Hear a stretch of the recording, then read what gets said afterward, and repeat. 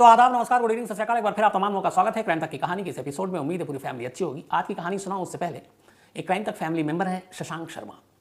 इन्होंने कहानी भेजी थी। उन्होंने कहा कि इसको आप पढ़कर सुनाएं अपने अंदाज में।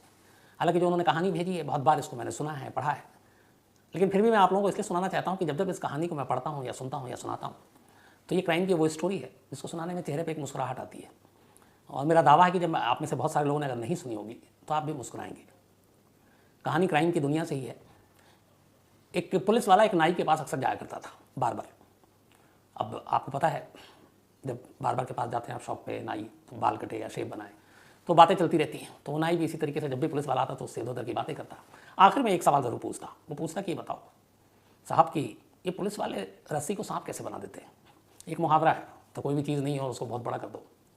न्यूज़ चैनल पर भी फिट बैठता वैसे ही। तो बार बार ये नाई उस थानेदार से पूछे कि साहब ये बताओ कि आप पुलिस वाले रस्सी को सांप कैसे बना देते हैं।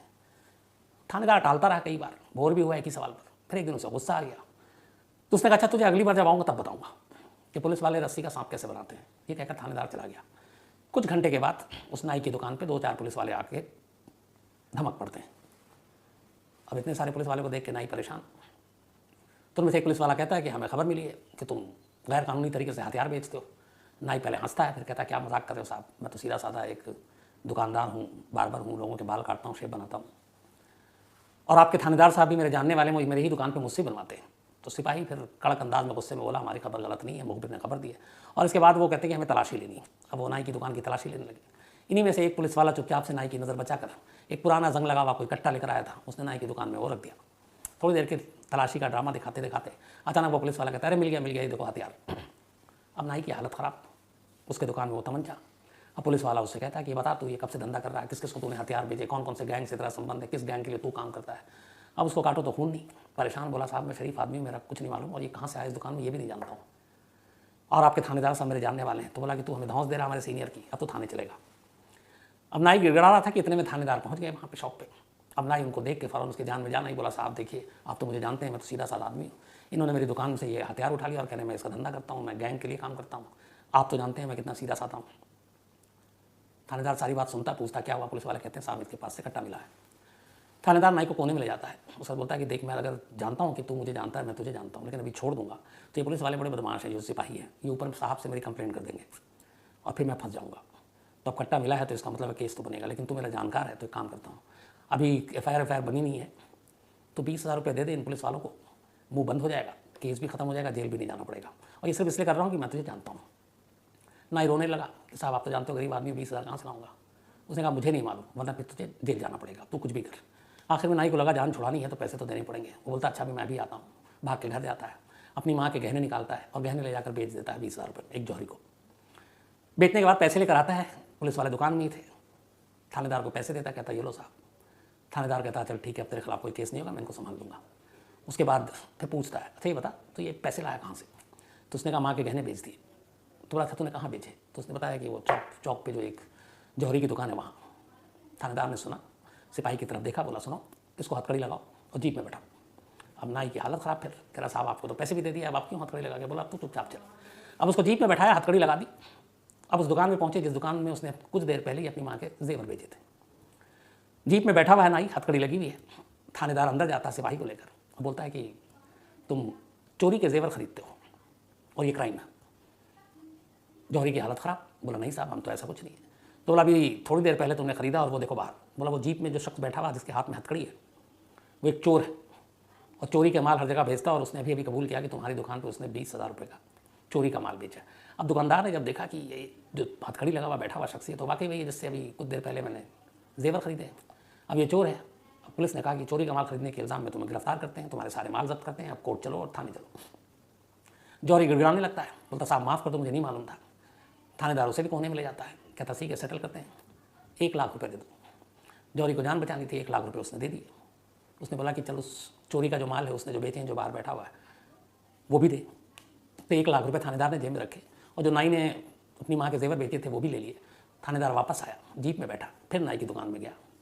उसके बाद जाकर उसने कहा ये ले तेरे 20,000 रुपये, तेरी माँ के जेवर जो तूने बेचे थे 20,000 में, और घर जा, तूने जो 20,000 दिए जेवर बेच के दिए थे वो तुझे वापस मिल गए, जो 20,000 तूने दिए वो हमारे फ्री के हैं, वो भी आ गए, और 1 लाख रुपए हमने ऊपर से और कमा लिए।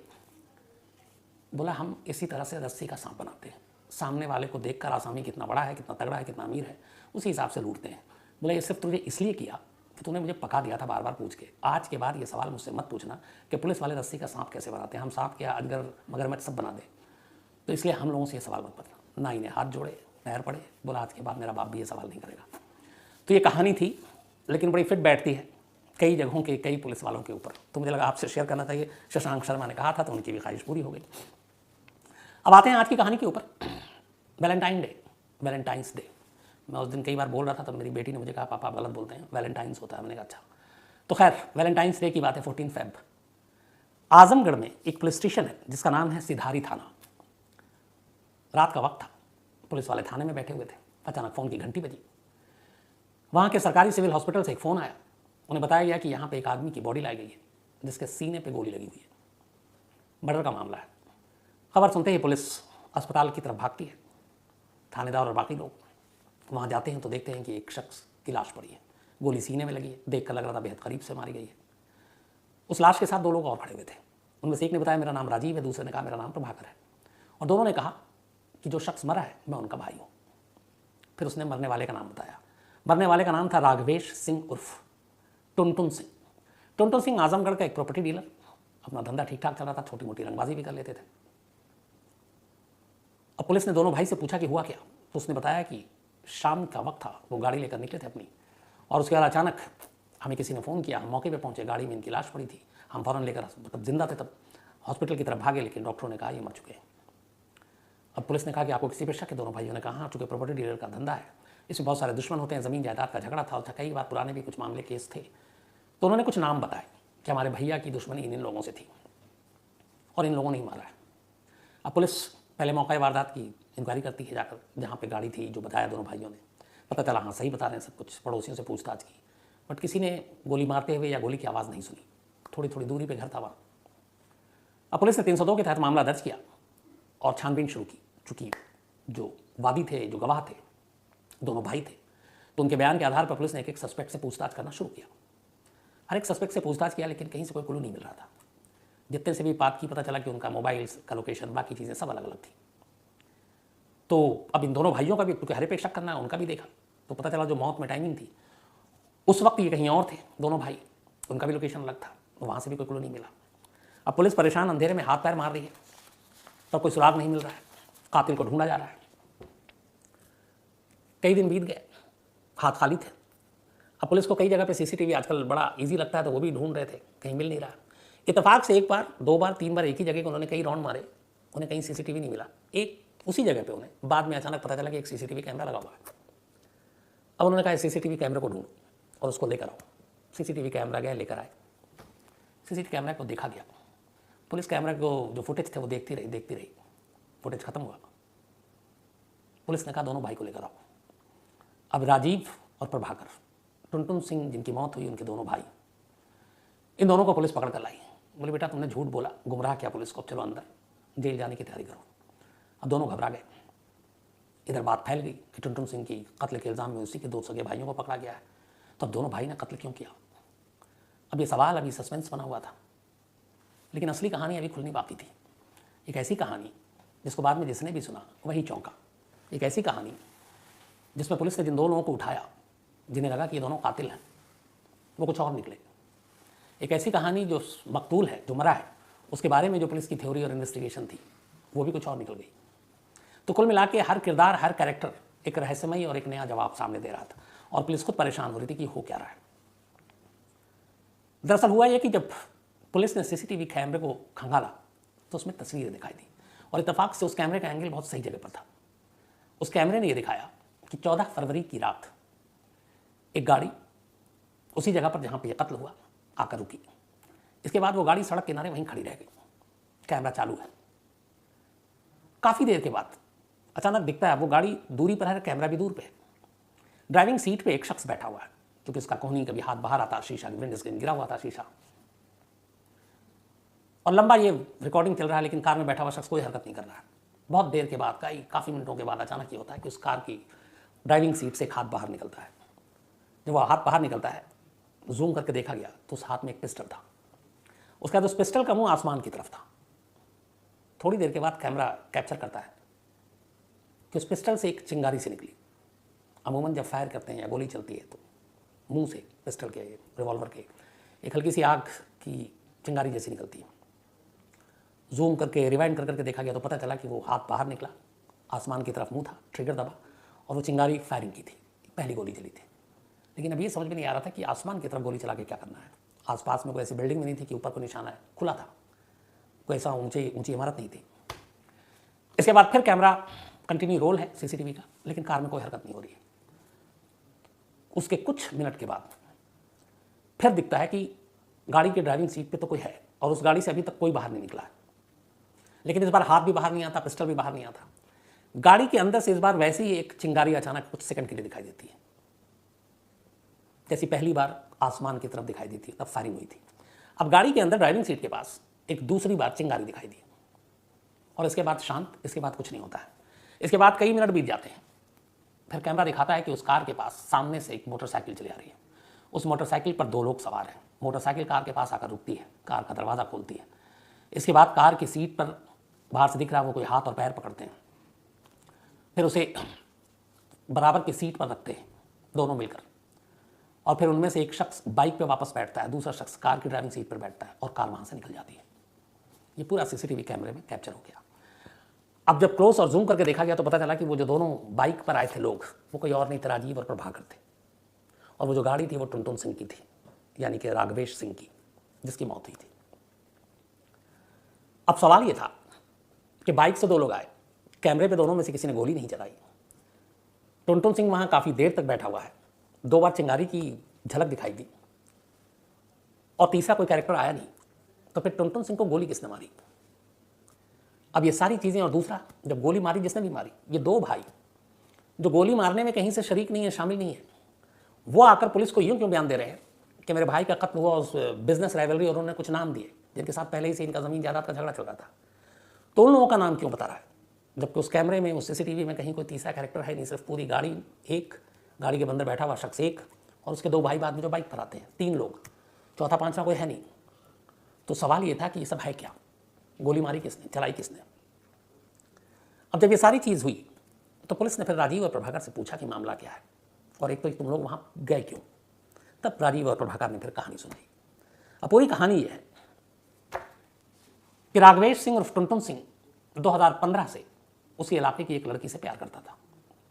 दोनों का ये प्यार लंबा चला 5 सालों तक, 2020 तक, कोरोना के पहले तक। लड़की शादी करना चाहती थी टुनटुन सिंह से।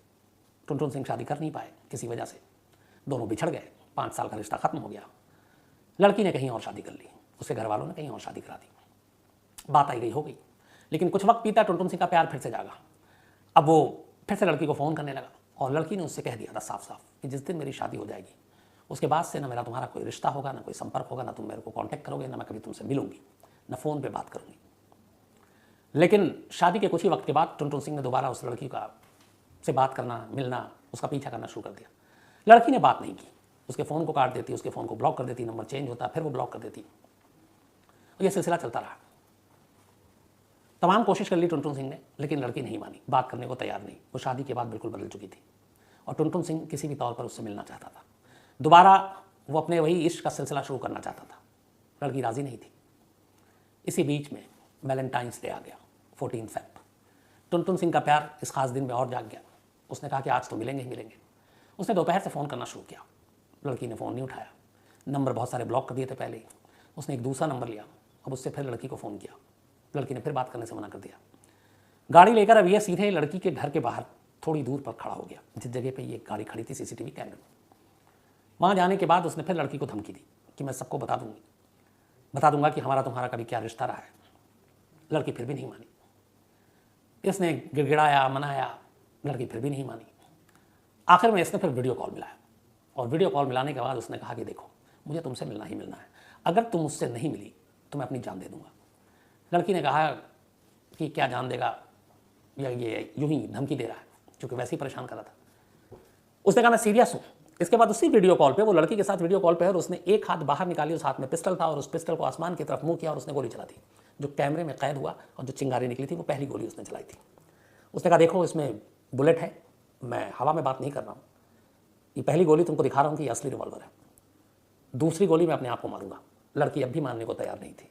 उसे लगा कि ये यूं ही उसको बरगला रहा है या धमका रहा है। कुछ देर उसने और मनाया, लड़की अपनी जिद पर अड़ी रही। इसके बाद उसने कहा ठीक है देखो। लाइव वीडियो कॉल पे उसने दूसरी बार उस पिस्टल का मुंह अपने सीने की तरफ किया, दिखाया और दिखाते हुए भी बात की कि देखो मान जाओ, मुझसे मिल लो वरना मैं गोली मार लूँगा अपने आप को। लड़की फिर भी नहीं पिघली।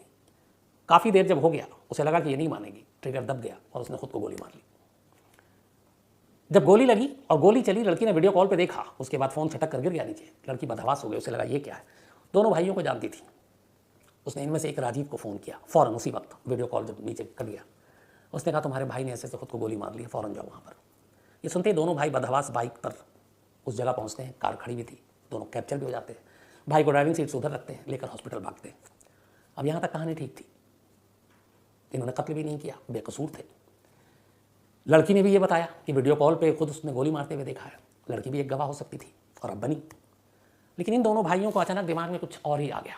हॉस्पिटल जाने के बाद इन्होंने लगा कि क्या करें, अब ये बताएं कि ये सुसाइड है या क्या है। तो उन्होंने एक नई कहानी कर दी। उन्होंने कहा काम करते हैं, भाई तो गया, एक तीर से दो शिकार करते हैं। भाई का प्रॉपर्टी डीलिंग का धंधा है, कुछ ज़मीन इधर उधर कब्जे में है। भाई की इस मौत का सारा इल्ज़ाम उन्हीं पर रख देते हैं, पुलिस उन्हें पकड़ लेगी, हमारा रास्ता साफ हो जाएगा, धंधा भी मिल जाएगा, प्रॉपर्टी भी मिल जाएगी। तो एक तीर से दो शिकार हो जाएगा। और इसलिए इन्होंने पुलिस में जाकर झूठा बयान लिखा कि मेरे भाइयों को दुश्मनी की वजह से गोली मारी गई है। लेकिन उस सीसीटीवी कैमरे ने पूरी कहानी खोल दी।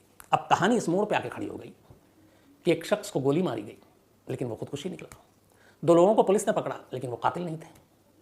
जो चश्मदीद जिसने कत्ल होते हुए देखा, उसका कोई रोल नहीं है इसमें, क्योंकि आप उसके खिलाफ कोई धारा या कोई सेक्शन नहीं लगा सकते, क्योंकि एक लड़की है और उसको तंग कर रहे हो, आप धमकी दे रहे हो। तो अगर कोई रिवॉल्वर लेकर धमकी दे कि तुम आओ मिलो, मुझसे प्यार करो, नहीं तो मैं जान दे दूंगा, तो ये कहीं का इंसाफ भी नहीं है। तो हर चीज़ खाली। अब पुलिस केस क्या करे, लेकिन करना है। तो फिर पुलिस ने कहा कि राजीव और प्रभाकर दोनों भाइयों ने तुमने जो उलझाया और हमें इतना दौड़ाया, पहले ही बता देते सुसाइड है तो शायद इतनी मेहनत ना करनी पड़ती। तो उन्होंने डिस्ट्रक्शंस ऑफ एविडेंस, सबूत मिटाना, सबूत के साथ छेड़छाड़, झूठा बयान देना का मुकदमा दर्ज कर दोनों भाइयों को गिरफ्तार कर लिया। हालांकि बहुत संगीन धाराएं नहीं हैं शायद, तो वो छूट भी जाएंगे। लेकिन ये वो कहानी थी जिसमें कत्ल नहीं हुआ, चश्मदीद जो थे वो कातिल नहीं थे, और हर चीज़ जो पुलिस तफ्तीश कर रही थी वो उल्टन कर रहा था। तो ये थी कहानी आज की। अब कहानी खत्म करूँ उससे पहले सिलसिला, आज अकृषा चौधरी जी झुंझुनू से, इनका जन्मदिन है। हैप्पी बर्थडे अकृषा चौधरी साहब। इसके अलावा शशांक शर्मा की आपको मैंने शुरू में कहानी सुनाई थी, कैसी लगी थी आप लोगों की कहानी, अपनी राय जरूर दीजिएगा। क्राइम तक फैमिली मेंबर एक आदिति जैन, पूरी क्राइम तक फैमिली की तरफ से, हमारी टीम की तरफ से आदिति बहुत बहुत बधाई तुमको। चार्टर्ड अकाउंटेंट सीए बन गई हैं आदिति, और आदिति ने बड़ा एक अच्छा इमोशनल सा मेल लिखा है, बहुत मेहनत की, बहुत पढ़ाई की। और इनकी माँ पूनम जैन मम्मी, तो उनकी proudest daughter of Poonam Jain, इन्होंने लिख के भेजा है। खुशी होती है जब बच्चे कुछ बनते हैं, और माँ बाप से पूछिए आप उनको कितनी खुशी होती है। तो हर बच्चों की कामयाबी में माँ बाप का बहुत बड़ा हाथ होता है, इसे हमें कभी भूलना नहीं चाहिए। और जब हम तरक्की के रास्ते पे चल रहे हों, नाम शोहरत दौलत कमाते हैं, तो कभी उन माँ बाप की तरफ बेरुखी से नहीं देखना चाहिए, ना उनको भूलना चाहिए, बल्कि उनको जितनी खुशियाँ दे सके देनी चाहिए। किस्मत वाले होते हैं वो लोग जिनके पास माँ बाप होते हैं, तो हमें हमेशा उनका ख्याल रखना चाहिए। आदिति बहुत बहुत बधाई तुमको। अब खूब सीए बनकर हेरा फेरी बस मत करना, लोगों के सही सही हिसाब किताब जोड़ना। आमिर हुसैन खान है, अपूर्वा श्रीवास्तव है, 2 स्टोरी की फरमाइश की है। कौशल बाथम है और सस्पेंस हॉरर इस टाइप की कहानी सुनना चाहते हैं। टीका भट्टा राय हैं, एक स्टोरी की फरमाइश उन्होंने भी की है। मनमोहन राणा जी है, और ये रेजिमेंट ऑफ आर्मी जो अलग अलग होता है, सिख, राजपुताना, गोरखा, इसके बारे में कहानी सुनना चाहते हैं। इसके अलावा अफसर खान हैं, डॉक्टर आनंद हैं यूएसए से, और इनका कहना है कि इन्होंने मैं भी भेजा, एक लिंक नहीं देख पाया लेकिन आप लोगों के लिए, कि इनका कहना बहुत सारे ऐसे लोग हैं जो इलीगल तरीके से यूएस में घुसने की कोशिश करते हैं हमारे हिंदुस्तानी, और मारे जाते हैं। अभी कनाडा से यूएस जाते कि इलीगली एंट्री के दौरान 4 ऐसे इंडियन की मौत हो गई। तो ऐसा ना करें, वैलिड वीज़ा और दस्तावेज से ही जाए, क्योंकि जान सबसे ज़्यादा ज़रूरी चीज़ होती है, और जान और उसी की कमाने के लिए तो लोग इधर उधर भटकता है। प्रवीण गौतम है, बरेली की कोई कहानी सुनना चाहते हैं। इसके अलावा पूनम जैन जी हैं, निकेत अग्रवाल हैं, एक स्टोरी की फरमाइश इन्होंने भी की है जो नेटफ्लिक्स पे आई है। इसके अलावा दीपम ठाकुर है, और ये यूक्रेन में अपने मेडिकल स्टूडेंट घर लौटने की तैयारी कर रहे हैं। तो दीपम ठीक ठाक से आओ, और फिर हालात जैसे ठीक हों वापस जाओ। इसके अलावा अनीता हैं, इसका कल के मेल पे जो एक था कि एक बच्ची जो इंजीनियरिंग कॉलेज में पढ़ रही है, मैंने आपको बताया था एक लेक्चर कैसे उसके तंग कर रहा था, तो उसमें अनीता, नील कमल, जानवी, श्वेता, अनिल, आनंद, ऐसे बहुत सारे लोगों ने अपनी राय दी, और उन्होंने कहा कि माँ बाप को बच्ची का सपोर्ट करना चाहिए, और उसमें बाकी चीज़ें नहीं देखनी चाहिए, क्योंकि बच्ची सेफ ज़रूरी है, बाकी चीज़ें सब बेकार है। इसके अलावा प्रीति कश्यप हैं असम से, थैंक यू वेरी मच प्रीति। वशिष्ठ कुमार नायक हैं गुमला झारखंड से, तौहीद मिर्ज़ा है, अरुण वोडा, अंकित रावत, सतपाल कांतारी हैं, गुरविंदर सिंह ढींडसा हैं, और ये सिमरनजीत सिंह मान की कहानी सुनना चाहते हैं। दिनेश है, बल्कि सुरेला दिनेश हैं। इसके अलावा घनश्याम रे हैं, बरमुडा ट्रायंगल की कहानी सुनना चाहते हैं, जो मैं सुना चुका हूँ। हरमनजोत सिंह जी हैं पंजाब से। इसके अलावा रंजीत सिंह सिद्धू हैं, और एक और फैमिली मेम्बर उन्होंने लिखा, आपको बहुत पहले कहानी सुनाई थी एक रिजवानुर रहमान की, लक्स कोजी की बेटी के साथ दो प्यार हुआ, फिर शादी की, फिर रेलवे ट्रैक पर लाश मिली, सीबीआई ने जाती, कुछ नहीं हुआ। जिस लड़की की वजह से रिजवान की जान गई थी, उन्होंने मेल लिखा कि अभी शायद 3 या 4 दिन पहले उस लड़की की शादी हो गई। तो ये भी एक ज़िंदगी है, उसने भी बहुत कुछ झेला उस लड़की ने। तो ये थी पूरी कहानी आज की। बल्कि एक अंशिका ने एक मेल भेजा है, वो भी आपको, अंशिका ने मेल भेजा है, ये कहीं अभी पढ़ाई कर रही है, 18 ईयर ओल्ड है, कहती एक दिन घूम रही थी, 4 लड़कियां मिली, उन्होंने नंबर मांगा, फिर उसके बाद कहा हम तुम्हारी नौकरी लगाएंगे, फिर फ़ोन करना शुरू कर दिया। बाद में ऐसा इनको लगता है कि ये लड़कियां फ्रॉड है। तो ये बड़ी छोटी सी चीज़, अनजान लोग किसी की यूँ सड़क चलते नौकरी नहीं लगाते हैं अंशिका, पहले तो ये ध्यान रखना चाहिए। और दूसरा, जब भी ऐसी चीज़ हो अपने पेरेंट्स से ज़रूर उसको शेयर करना चाहिए, और आँख बंद करके भरोसा नहीं करना चाहिए। और आप तो अभी 18 हो, तो कौन से डिपार्टमेंट में कहाँ नौकरी, कैसे नौकरी करनी है, आप उसके लिए इंटाइटल हो, आप एलिजिबल हो कि नहीं हो, तो बहुत सारी चीज़ें हैं। हवा में सड़क पर चलते हुए कोई नौकरी नहीं देता है, तो हमेशा इसको लेकर शक की निगाह से देखना चाहिए। और सबसे ज़रूरी है, जिनको एक्सपीरियंस है आपके पेरेंट्स, उनसे ज़रूर शेयर करें, उनसे कोई चीज़ ना छुपाएं, तो हमेशा आप लोग सेफ रहेंगे। तो आज कहानी में इतना ही। अब आपसे मुलाकात होगी कल रात 9 बजे किसी नई कहानी के साथ। तब तक अपना ख्याल रखिएगा। Thank you very much.